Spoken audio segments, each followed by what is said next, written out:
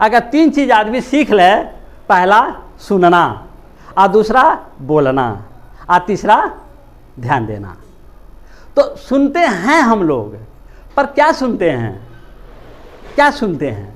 अब बोलते हैं तो किस तरीके से बोलते हैं? कड़वी बोलते हैं कि मीठा बोलते हैं कि मधुर बोलते हैं कि समझदारी से बोलते हैं कि कलेश में कुछ लोग तो ऐसे बोलते हैं, बोलते ही जाके उसको ऐसा हड़क दे लगता है, आदमी गिर जाता है और कहता जीवन भर अब तुमसे नहीं बोलेंगे। ऐसा बोली बोलते हैं। तब बोली ऐसा है, बोली जैसा मीठा और बोली जैसा तीखा कोई भोजन नहीं है कोई भोजन है? तो बोली कैसा बोल देना चाहिए कि ऐसा बोल देना चाहिए कि दूसरे के जेब के पैसा मेरे हाथ में आ जाए। व्यापारी क्या करते हैं, आई माता जी, बैठी माता जी, बैठी बहन जी। गलत कह रहे हैं आप, उनके घर के नहीं ना हैं, लेकिन उनको अपना सामान बेचना है कि नहीं बेचना है?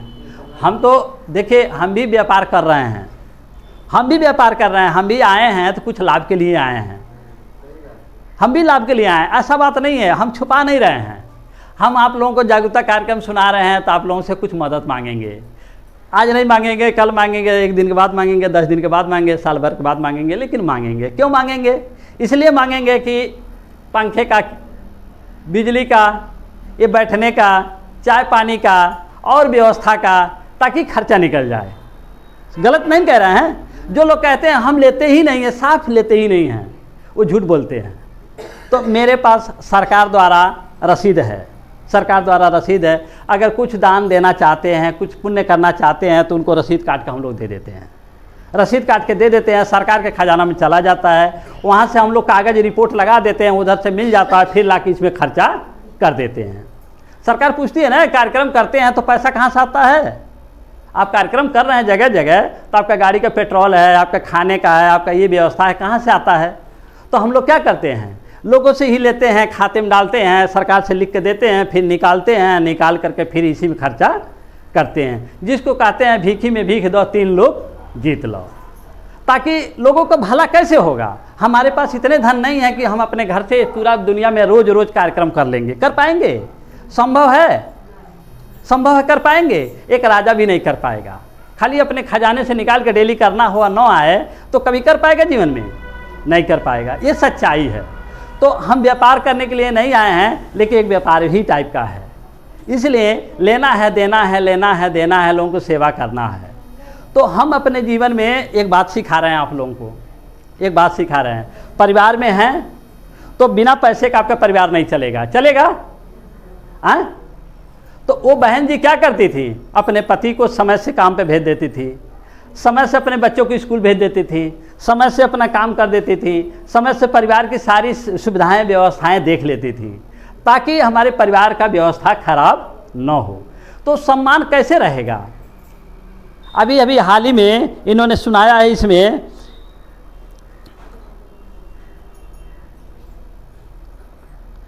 रिश्ता टूटे बार बार मुफ्त में मांगने से, रिश्ता टूटे बार बार मुफ्त में मांगने से।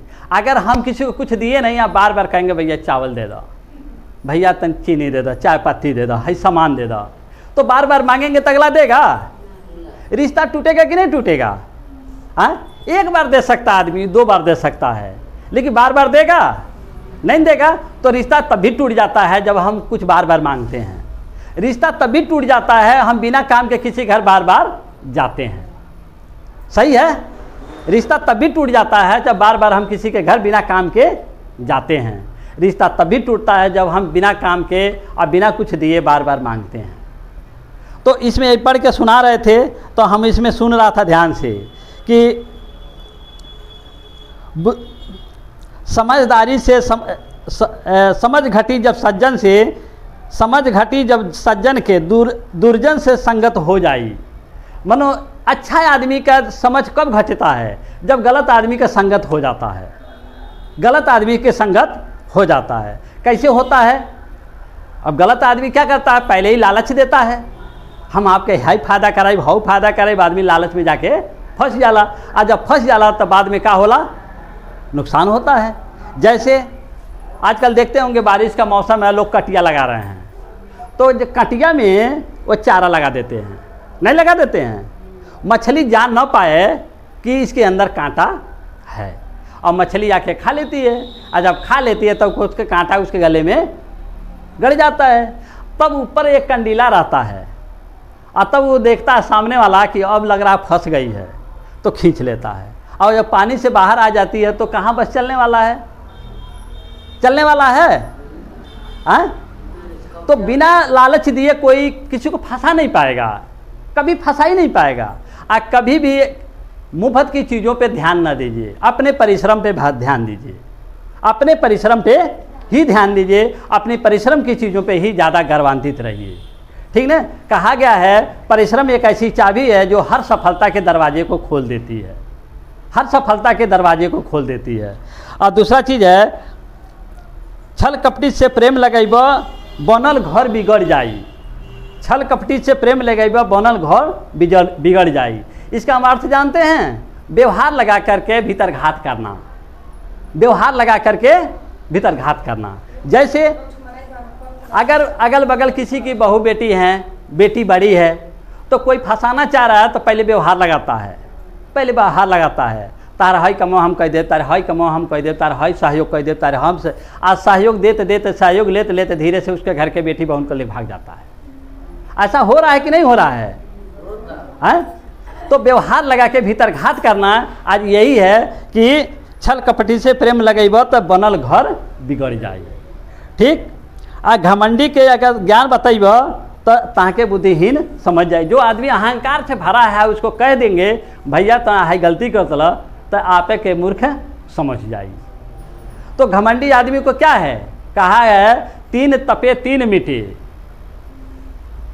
तीन तपे तीन मिटे, धर्म धर्म और वंश, आ न मानो तो देख लो रावण कौरव कंस।